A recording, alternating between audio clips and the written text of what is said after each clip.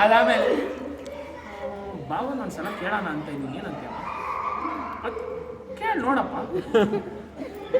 ಆವಾಗ phone, hello ಬಾಬಾ, ಏನಿಲ್ಲ ಈ ಥರ ಊರಿಗೆ ಹೋಗ್ತಾ ಇದ್ದೀರಿ ಎಲ್ಲರೂ ಮನೆಗಳಿಗೆ, ಒಂದು ದಿವಸ ಬೆಳಿಗ್ಗೆ ಸಾಯಂಕಾಲ ಬರೋದು, ಏನು ಬರ್ತೀರಾ ಹಿಂಗೆ? ಅವರು ಯಾವ ಡೇಟ್ಗೆ?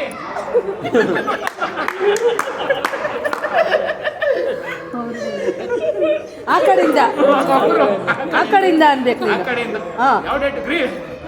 ಅದೇ ರೀ 2ನೇ ತಾರೀಕು ಭಾನುವಾರ. ಇಲ್ರಿ ಹಾಗಾದ್ರಿ ಯಾಕೆ ಬರ್ಬೋದಾಗಿತ್ತಲ್ಲ ಅವಾಗ ಅವರು, ಅಯ್ಯೋ ಬರ್ಬೇಕಂತ ಇದ್ರಿ, ಮದುವೆ ಐತೆ ಬಾವ, ಹೆಂಗ್ರಿ ಬರೋದು? ಅಯ್ಯೋ ನಿಮ್ಗೆ ಅಂದ್ಬಿಟ್ಟೆ ಮುಂದಿನ ವಾರಕ್ಕೆ ಹಾಕೊಂಡಿದ್ರಲ್ಲ ನಾವು ಹೋಗೋದನ್ನ. ಸರಿ ಆಯ್ತು ಬಾವ. ಅವಾಗ ಅತ್ತೆಗಳ ದೊಡ್ಡಪ್ಪ ಅವ್ರೇನೋ ಬರೋಲ್ಲ ಅಂತವ್ರಮ್ಮ, ಏನೋ ಮದುವೆ ಐತಂತೆ, ಏನು ಮಾಡೋಣ?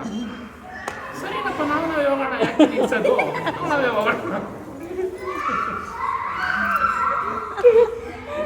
ನಾಷ್ಟ ಎಲ್ಲ ಪ್ರೇಮಿಗೆ ಹೇಳ್ಬಿಡೋಣ. ಹ್ಞೂ ಹೇಳಪ್ಪ. ಊಟದ್ದು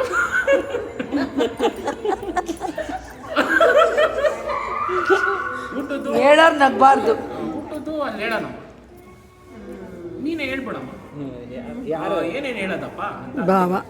ಅದೇನಮ್ಮ ಒಂದು ಊಟ ಏನೇನು ಕೊಡ್ತಾರೋ ಕೊಡ್ಲಿ, 20 ಜನ ಕೇಳ್ಬಿಡಮ್ಮ. ಸರಿನಪ್ಪ. ಅವಾಗ ಅತ್ತೆ ಫೋನ್, ಹಲೋ, ಅವ್ರ ಹೆಸರೇನತ್ತೆ? ಜಯಮ್ಮ. ರಾಜಮ್ಮ. ನಾನು ಅಕ್ಕ ಹೇಳ್ರಕ್ಕ. ಅವರು ಏನಿಲ್ಲ ಜಯಮ್ಮ, ರಾಜಮ್ಮ. ಎಲ್ಲರೂ 20 ಊಟ ಬೇಕಾಗಿತ್ತು. 20 ಊಟ ಬೇಕಾಗಿತ್ತು.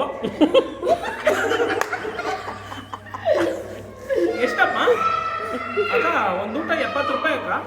ಏನೇನು ಬೇಕಕ್ಕ ನಿಮಗೆ? ಅವರು ಅದೇ ರಾಜಮ್ಮ, ಅನ್ನ ಸಾರು, ಹಪ್ಪಳ, ಮಜ್ಜಿಗೆ ಏನಾದರೂ ಕೊಟ್ಟರೆ ಸರಿನಾ?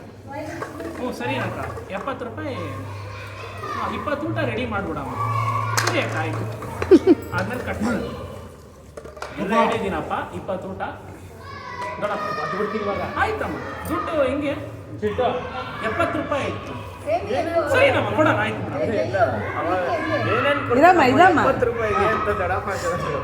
ಸರಿನಮ್ಮ, ಅಷ್ಟೇನೇನಮ್ಮ? ಅಷ್ಟೇನಪ್ಪ, ಬೇರೆ ಏನೈತೆ? ಜೈಗೆ ಹೇಳಿದ್ದೀನಿ, ಗಾಡಿ ಎಲ್ಲ ಮಾಡೋನೆ. ಸರಿನಮ್ಮ, ಅಷ್ಟೇ.